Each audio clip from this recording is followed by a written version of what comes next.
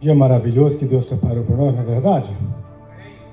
Eu gostaria de estar compartilhando com os irmãos uma passagem bíblica que está lá no livro de Juízes. Quem gosta de história? Eu amo história, viu? Livro de Juízes.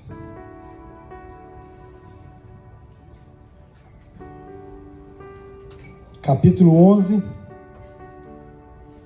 no livro de Juízes. Vamos estar meditando em alguns textos bíblicos. Essa história me chama muita atenção. Mas entende, quando Deus te pega pela mão, você vai aonde Deus quer e você vai atingir todo o propósito que Deus tem na sua vida. E aquele propósito que Deus te designou, você vai alcançar. Você vai atingir o alvo, que é Jesus e que é a nossa salvação. Amém? Quando o presbítero Job falava aqui sobre os apuros que alguns cristãos estão passando em muitas partes do mundo, eu lembrei da história do Johnny Russ. Quem já conhece a história do Johnny Russ? Na época do catolicismo, né, forte, no início, ele pregava semelhante ao de Lutero, né, que a salvação era pela graça, não é pelas obras que as pessoas conseguiam salvação. E quando a pessoa pregava isso, eles entendiam que a pessoa era um herege. Então, para ele se consertar, ele tinha que pedir perdão publicamente. Eles faziam uma fogueira no alto de uma colina. Geralmente as igrejas naquela época, eles faziam em um lugar mais alto, num relevo mais... buscava aqueles morros mais ondulados para construir uma igreja, que de longe a pessoa via. E ali acendia uma fogueira, e diz a tradição que a fogueira era feita nesses dias de calor, igual hoje, né? Então, um dia mais ou menos 100. Aí acendia aquela fogueira e colocava fogo. Aí a pessoa ia olhando aquele fogo ali queimar, com aquele calor, mais aquele fogo. Se realmente a pessoa queria sustentar aquela fé que ele tinha, né? Aí eles colocaram o fogo e perguntaram o Johnny Russ se ele realmente confessaria aquilo que ele estava pregando.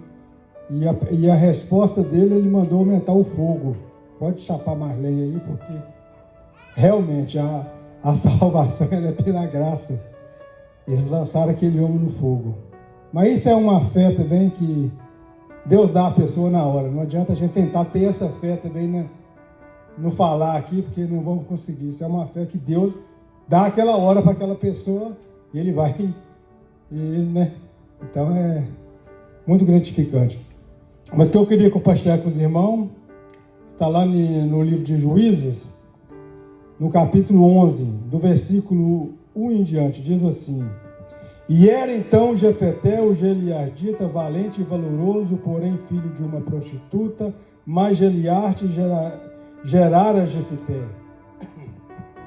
Também a mulher de Geliarde lhe deu filhos, e sendo filho desta mulher, já grande, repeliram a Jefté, e disseram: Não herdará em casa de nosso pai, porque és filho de outra mulher.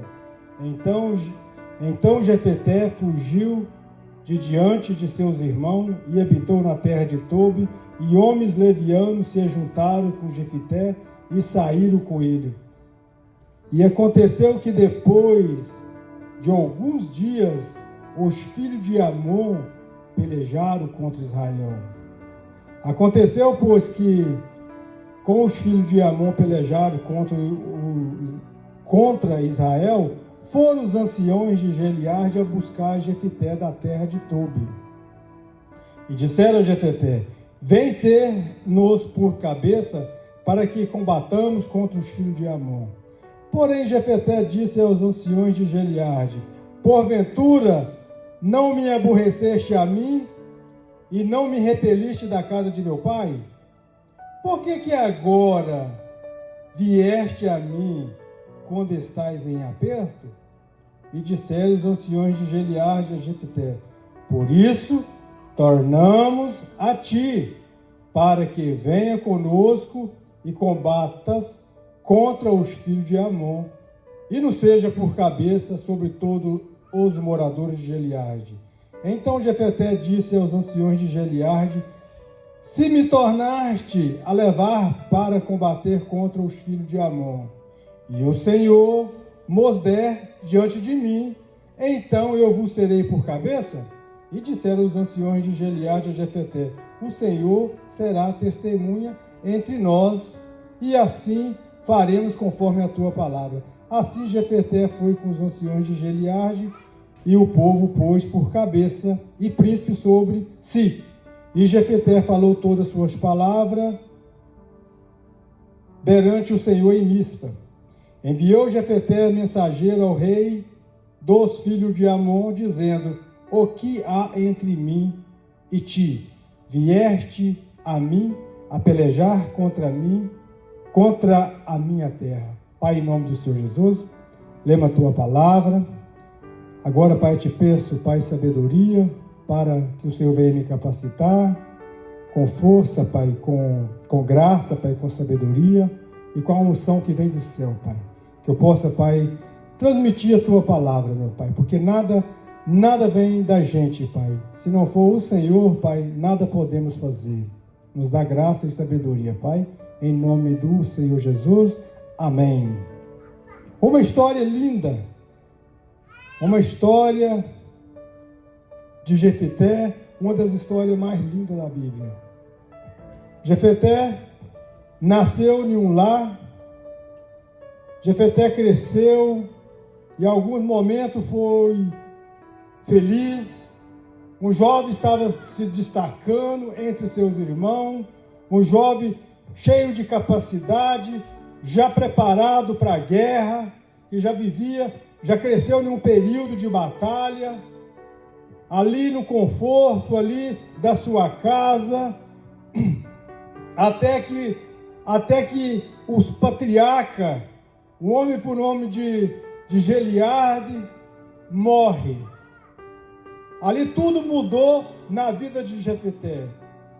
Quando o patriarca daquela família morre, ali agora tudo virou de ponta a cabeça. Tudo agora fez uma bagunça na mente, na cabeça daquele jovem, daquele homem. Agora tudo agora se torna mais complicado. Agora o olhar dos seus irmãos para Jefeté não era mais o mesmo. Agora entra a questão agora de herança, agora entra a questão de dinheiro, agora a situação agora começa a complicar na vida de Jefeté. Jefeté era meio irmão da maioria dos seus irmãos. Agora os seus irmãos chamam Jefeté e falam: olha, você não vai herdar a herança de nosso pai porque você é filho de uma outra mulher. Então ele chama Jefeté agora e faz que Jefeté agora fuja daquelas terras, foge da sua região, vai para muito longe, sai de perto de nós. Jefeté sem nenhuma opção, não tinha força para lutar, a maioria ali estava contra ele, ali era só ele e seus pensamentos agora, que estava agora flutuando na mente dele. Ele não teve outra alternativa a pegar as suas trouxas agora e sair para qualquer rumo, sem rumo certo, que a pessoa quando sai nessa situação, ele não planejou para onde ele vai, ele não tinha nenhum plano em mente, para que terra que eu vou, para que povo, para que nação eu vou, para que lugar, não tinha nada em mente. Às vezes quando nós saímos da nossa terra, nós não fizemos plano para vir para os Estados Unidos, para o Portugal, para qualquer outro país da Europa, ou para qualquer outro estado brasileiro que nos dá mais oportunidade. Muitas das vezes nós não tivemos esse plano, apenas achamos uma oportunidade e embarcamos nela e pegamos com Deus, e nessa nossa nova jornada apenas nós nos embarcamos e fomos. E aqui estamos, e aqui Deus nos prosperou, aqui o Senhor nos deu graça, porque a graça ela vem dele, e aqui Ele te fortaleceu, aqui você criou raízes, aqui você teve uma família, e assim você é bem sucedido. Mas lá atrás, você não tinha esse plano, apenas a época, as condições, tudo contribuíram para que hoje você estivesse aqui. Assim foi com Jefeté, sem rumo certo, sem nenhum paradeiro, não sabia aonde ele iria. A única coisa que ele sabia é que ele precisava urgentemente sair, porque a vida dele estava já correndo perigo. Ele não podia ficar mais ali naquelas terras de Gileade, aquela terra onde ele nasceu, aquela terra onde ele cresceu, aonde até algum tempo atrás ele pensava que aquilo ali era o lugar da sua infância, que era o lugar dele, mas tudo mudou na vida de Jefeté. Agora Jefeté ele tinha que deixar aquela terra, ele tinha que sair fugido para outro lugar, para bem longe dos seus irmãos, da família que deveriam o proteger, dos mais próximos dele, eram os mesmos que estavam empurrando ele para que ele saísse, para que ele fugisse. Eu não sei se era só mesmo por causa de herança, mas eu creio também que existia ciúme no meio. Eu penso que Jefeté estava se destacando diante dos demais. Eles poderiam pensar, esse cara vai ser líder, porque era o que ele era líder por natureza. A gente vai ver ao longo da história aqui, a gente vai ver que Jefeté, ele tinha uma facilidade muito grande de liderança. Então começou a crescer um ciúme entre os demais ali, e disse, olha, Jefeté vai acabar sendo líder de Gileade, ele vai acabar liderando nós todos aqui, porque a capacidade dele é muito enorme. A capacidade de Jefeté, ele tem uma naturalidade para ele fazer este trabalho. Ele vai acabar sendo o líder aqui, vai acabar sendo o principal aqui do nosso pai. Seria lá o filho mais velho, talvez dos outros filhos de Gileade, que seria para liderar aquele grupo de gente, aquela região toda. Então, eu imagino que começou a crescer esse ciúme no coração dos irmãos de Jefeté. Então ele diz, olha, para nós solver este problema, para nós resolver isso aqui, vamos expulsar Jefeté o mais rápido possível das nossas terras, porque nós vamos ter um problema na nossa mão ao longo do tempo. Jefeté vai se tornar um problema aqui para nós, então nós vamos agora expulsar Jefeté. Eles não pensaram duas vezes, não tomaram conhecimento, não buscaram o Senhor, mas simplesmente eles agiram agora nas suas próprias sabedorias. Então agora eles expulsam Jefeté diante dos seus olhos, diante das suas terras, e Jefeté sai sem paradeiro, sai sem aonde ele iria encontrar um lugar para dormir, mas simplesmente ele vai embora. Diz a Bíblia que ele foi para a terra de Tobi, uma região bem longe, e ali se juntou com homens levianos, pessoas sem nenhum prestígio. Agora Jefeté, ele se ajunta agora no meio de pior elemento, no meio de marginais. Um homem bom, um homem de valor, é a Bíblia que está dizendo, e era Jefeté valente e valoroso, homem brabo, homem cheio de qualidade, homem de valor, agora misturado no meio de pessoas que não prestam, pessoas de toda espécie, pessoas que eram assaltantes de banco, se fosse falar por dias atuais, pessoas das piores que podia imaginar. Agora Jefeté começa a misturar nesse meio de gente. Lembra de Davi? Quando Davi fugiu de Saul, Davi junta um grupo um grupo de homens, a Bíblia diz que eles eram amargurados de espírito, homem endividado. Ser endividado naquela época não é igual ser endividado nos dias de hoje, que a gente pode ir lá, a gente pode negociar a dívida e a se alongar ela mais, e vai se alongando toda a vida, vai pagando juros. E quando a pessoa abandona aquela dívida, simplesmente o nome dele vai lá no Brasil fala o SPC, não é isso? Fica com o nome sujo. Naquela época, uma pessoa endividada, se ele não tinha dinheiro para ele pagar as dívidas, ele pagava era com os filhos. Pegava, se tinha 4, 5 filhos, zerava a pessoa de filho, tomava tudo.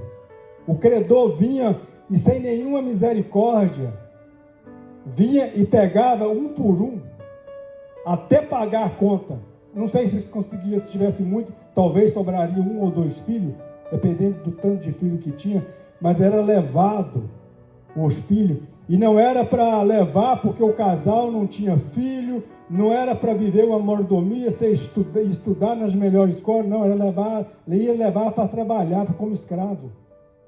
Então os filhos eram tomados e ia servir aquela outra família que era dono da dívida. Então estes homens, eles eram amargurados de espírito. Eles não tinham nada que perder. Por que o exército de Davi, quando batia, que 600 homens venciam milhares de outros homens? Os caras não tinham nada para perder. Eles já tinham perdido tudo. Já tinham perdido o filho, já não tinha nada, já não tinha esperança nenhuma. Esses homens não estavam nem aí porque iria acontecer. Eu estava vendo um documentário dos judeus que vivem em Nova York, esses judeus que fugiram do Holocausto. Por que eles eram tão próximos? Por que eles conseguiram comprar Nova York todo? Aí um judeu fala assim, é porque nós não temos medo de perder $500 mil. Aquele prédio ali não vale nada. Mas o que é $500 mil para quem sobreviveu a um holocausto? Eles falam desse jeito, irmão. O que é perder $100 mil para quem já escapou de um holocausto? Pastor? É o pensamento deles. Eles prosperaram também, eles não têm medo disso. Para quem já saiu de uma guerra, irmão, não está preocupado com muita coisa. Não se assusta com qualquer rumores. Hoje em dia, a gente está vivendo guerra de informação. A gente está desesperando antes das coisas acontecerem. As pessoas falam, vem um desinformado de YouTube aí, fala uma coisa, fala outra, e põe toda uma comunidade em pânico. As pessoas vivem em pânico, porque está assustado. E se isso acontecer? E se aquilo acontecer? Deixa acontecer, irmão. Se lembra de uma coisa, você está na mão de Deus. A única coisa que você tem que ter em mente, que você está nas mãos de Deus. E se você está nas mãos de Deus, você tem certeza que você está bem, que você está na mão dele, e ele vai cuidar de você. Ele vai te proteger, não importa. A única coisa uma coisa que eu tenho,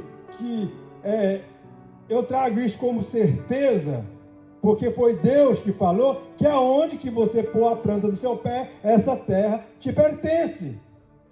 Se você está no território de Deus, você é embaixador de Deus, você está no território dele, e ninguém pode te tocar. Você tem que ter essa certeza. Deixa o mundo cair aí em volta. Vai cair, mas você está sobre o apóstolo João Leno que fala bem isso aí. Você está no guarda-chuva de Deus. Sobre o guarda-chuva. O apóstolo João Leno fala, explica muito bem isso numa matéria do IFC. Você é o embaixador de Cristo, certo? Se você é o embaixador, você está no território do seu país, não é isso? Você pode estar lá em Nova York, como você é o embaixador, você está em território brasileiro.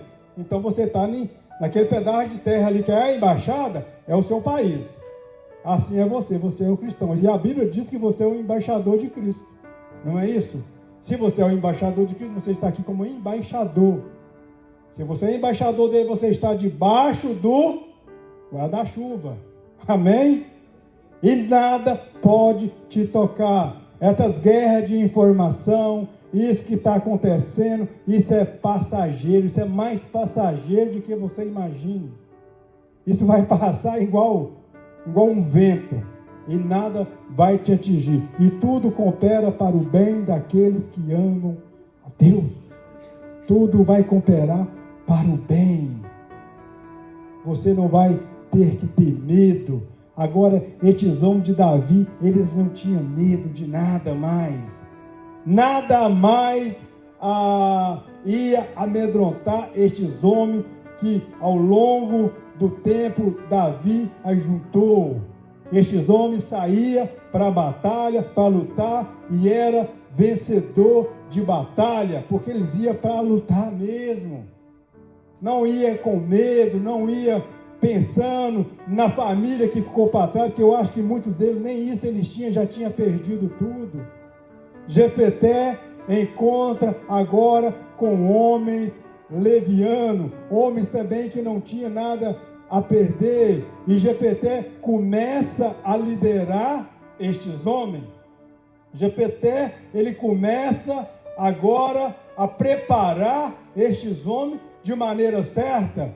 Eu imagino que eles não tinham um país, eles não tinham um lugar certo. Eu imagino que esse grupo, eles eram uma espécie de mercenário, eles venciam algumas batalhas naquela região. Quem estava precisando desse grupo de homens, eles começavam a lutar. Jefeté começa a se destacar, o nome de Jefeté começa a ser famoso por aqueles lugares aonde ele estava indo. Eu imagino que ele estava vencendo muitas pelejas naquela região onde é que ele estava andando, e os irmãos ficaram sabendo da fama de Jefeté. Jefeté está se destacando, aleluia, glória a Deus.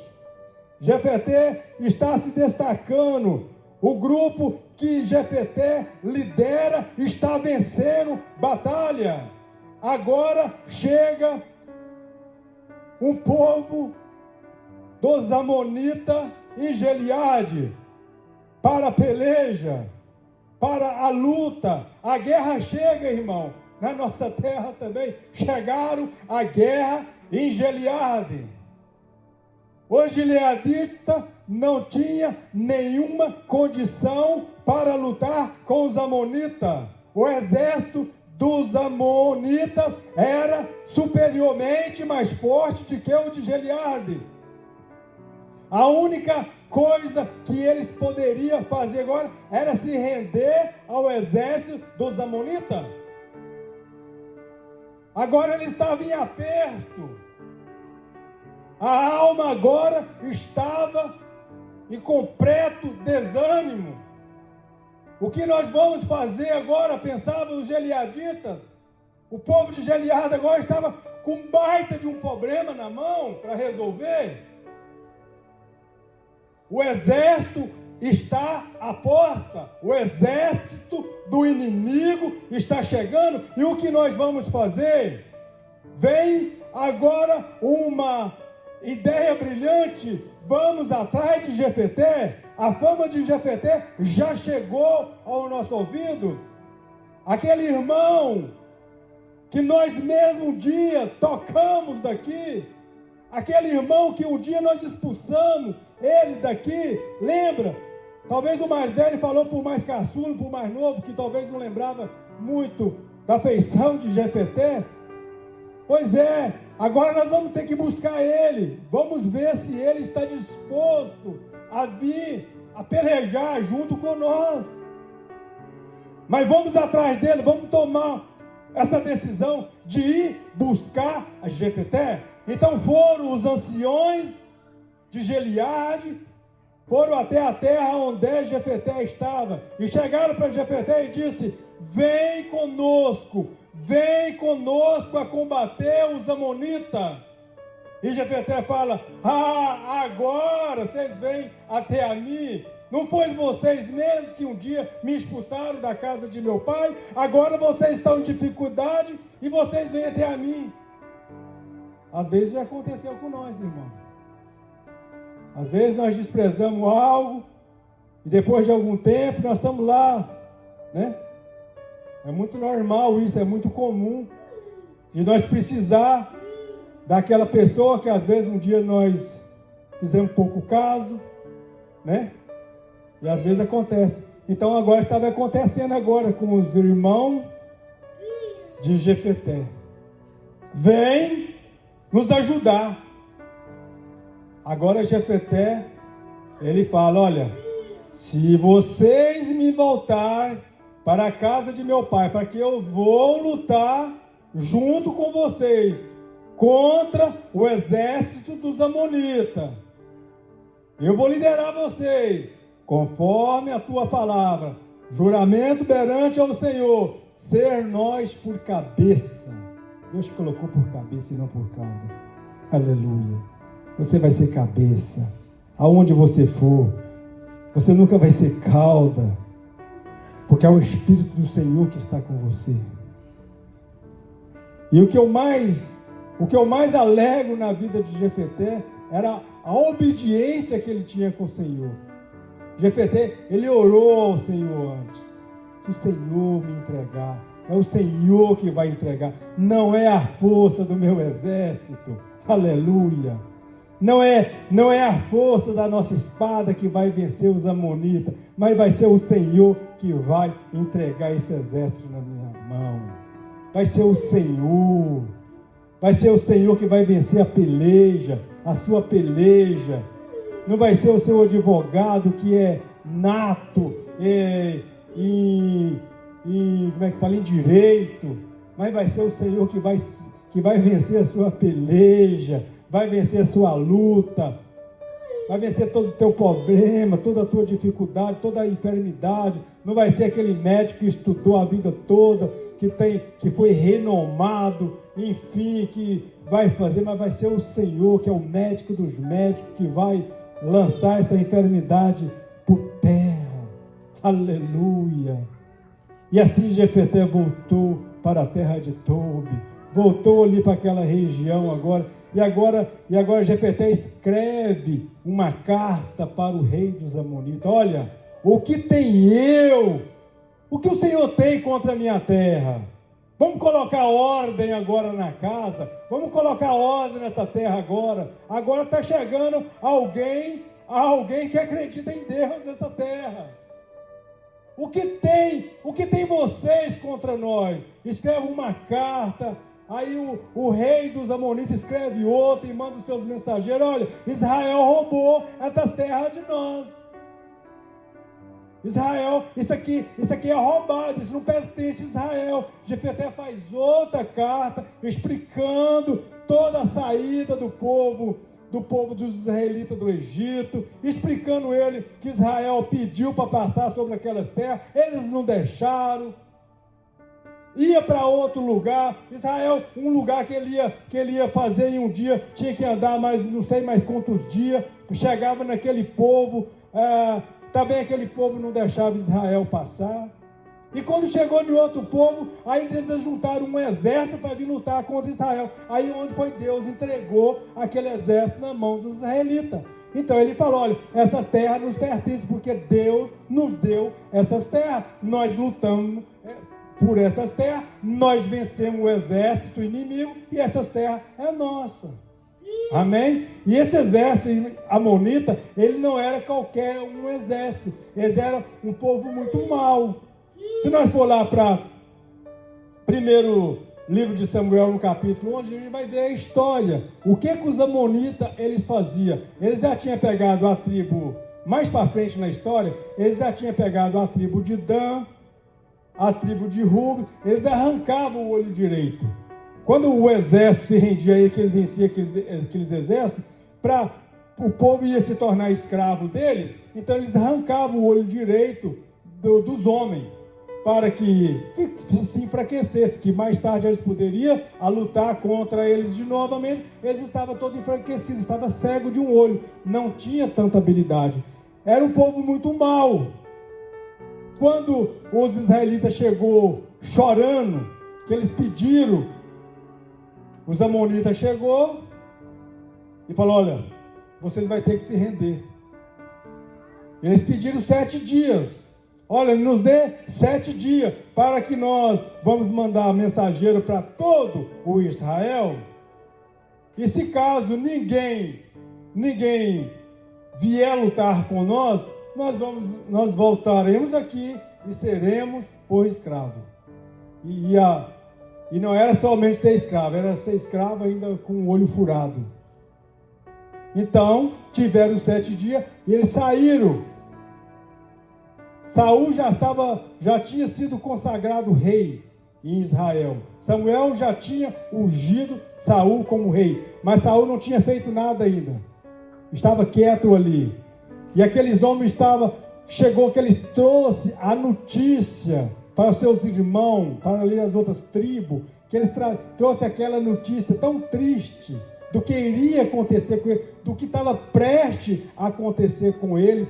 Todo mundo começou a chorar em voz alta, foi um choro naquele vale. Saul vinha do campo, diz a Bíblia que Saul vinha estava desarriando os bois ali, para guardar ali as cangas dos bois, dos animais ali. E Saul escutou, ouviu o choro daquele povo. E Saul disse assim: olha, por que este povo está chorando? Quando essas conversas caiu no ouvido de Saul, o Espírito do Senhor se apoderou de Saul. Que ele encheu de fúria, e na hora o homem se transformou em um outro homem. O homem ficou valente, e o homem agora foi para a guerra, juntou ali, já cortou aqueles bois nos meios ali, e já mandou, espalhou pelas 12, fez 12 pedaços, espalha para as 12 tribos. O que não sair para lutar, o que se acovardar neste momento de dificuldade agora, vai ficar igual esse pedaço de boi aí, ó. Então todos Israel resolveram a vir para a briga, para a luta. Saul trouxe todo mundo para a luta, e aquele homem saiu e venceu este exército de Amonita. Voltando atrás na história de Jefeté. Jefeté também foi a mesma coisa. O Espírito do Senhor tomou Jefeté. Aleluia. Depois de todo o trabalho diplomático, depois de todo tentar resolver as coisas passivamente, Jefeté tentou resolver a situação passivamente, não teve jeito. Então é briga, é luta, vai para a guerra, vamos preparar para a guerra. O Espírito do Senhor veio sobre Jefeté, e ali venceu a luta, venceu aquele exército de Amonita, venceu aquele exército de inimigo, aquele exército que afrontava agora os israelitas. Aquele exército destruidor, aquele exército do mal, agora caiu por terra, e Jefeté se torna príncipe absoluto no seu povo. Aquela terra que um dia tinha o abandonado, aquela terra que um dia tinha o desprezado. Agora você não vai voltar para a sua terra com todo mundo rindo de você. Seja para onde você voltar, você vai voltar com honra.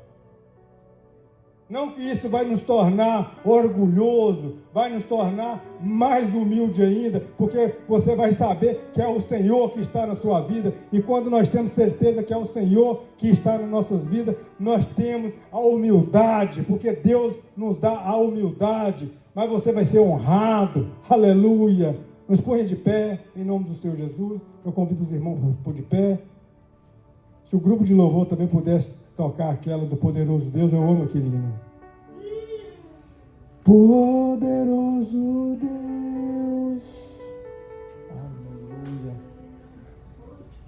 Abra suas Bíblias lá em Hebreus,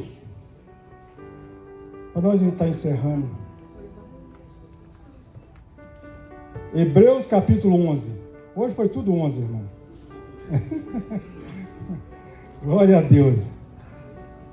Hebreus capítulo 11 e versículo 32. O escritor aos Hebreus vai estar falando de alguns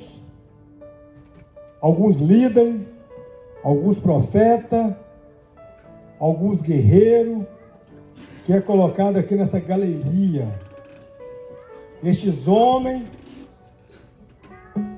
que lutaram, que pelejaram, que se esforçaram e que foram vitoriosos. Aleluia. Diz assim: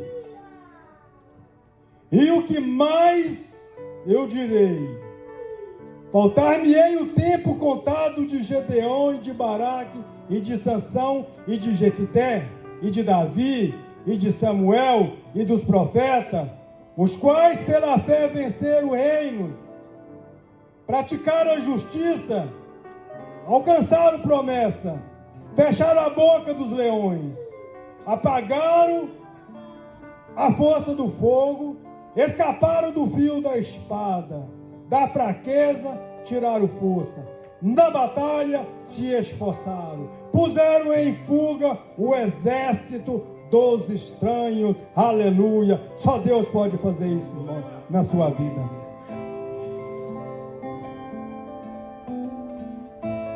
Tiraram força da fraqueza. Entenda que você é fraco mesmo. Entenda que sem Deus na minha vida e na sua vida nós não somos nada mesmo.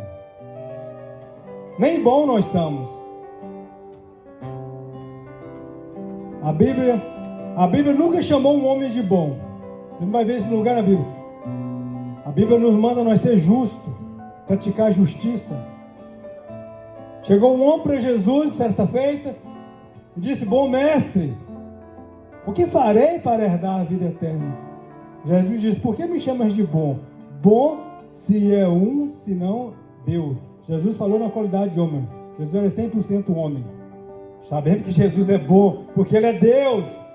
Mas naquele dia, Ele era homem. Aleluia. Seja justo. Aleluias. Estes homens praticaram a justiça. Eles não eram bons, mas praticavam a justiça. Na fraqueza, eles tiraram força. Se esforçaram na batalha. Aleluia. Se esforçaram na batalha. Diz a Bíblia que eles alcançaram promessa. Alcançaram. A promessa, ela está sobre nós. Nós vamos alcançar ela. A Bíblia é um livro de promessa. Mas eu tenho que alcançar a promessa. Eu vou alcançar, eu vou lutar, eu vou alcançar as promessas, porque eu entendo que ela é para mim, ela é para você, ela é para a igreja. E nós vamos lutar pela essa promessa. Nós vamos à batalha. Nós não vamos nos acovardar diante da circunstância que está aí fora. Nós vamos, sim, nós vamos batalhar, nós vamos pelejar, e nós vamos alcançar, e nós vamos fechar a boca do leão. Fugiram da fúria do fogo, aleluia. Escaparam do fio da espada. Venceram o reino. Você é vencedor como Jefté. Você é vencedor como Davi. Aleluia. Como Sansão, que com apenas uma queixada de jumento matou milhares. Não era porque ele era forte, ele era fraquinho como eu e você. A estrutura de Sansão também era igual a nossa mesmo. Não é aquele homem que parece que 3 metros de altura, não. O que fazia a força de Sansão era o Espírito do Senhor. É aquele mesmo que habitou em Jefté. É aquele mesmo que habitava em Davi. É aquele mesmo que habita em eu e em você. É o mesmo. Sem nenhuma mudança. Aleluia. Pai, em nome do Senhor Jesus. Obrigado pela tua palavra. Senhor, que de mim eu não consigo, Pai. Não consigo fazer nada, Pai. Se não for o Senhor, Pai. Pai, na hora, Pai, dos desesperos, nós temos medo, Pai, porque o medo ele é natural. Mas é o Teu Espírito, Pai, que nos dá coragem para nós vencer isso tudo. Todos os rumores que estão aí fora. É rumores de guerra. É tanta coisa, Pai, que acontece. Saímos de um problema e logo já vem outro, Pai. Acaba uma pandemia, acaba isso, acaba aquilo, e já vem outro para atormentar o povo, Pai. Mas nós, Pai, estamos debaixo, Pai, do Teu auxílio. Nós estamos, Pai, sob o Teu cuidado, Pai. mesmo que nós não merecemos, Pai, mas nós estamos, Pai, sobre a Tua guarda. O Senhor é o guarda de Israel, é o Senhor que é o nosso guarda, Pai. É o Senhor, Pai, que é o que nos consola, Pai, o que nos dá força diante disso tudo, Pai. Pai, muito obrigado, Pai, por tudo que o Senhor tem feito. Em nome do Senhor Jesus, eu agradeço a minha oportunidade, pastor.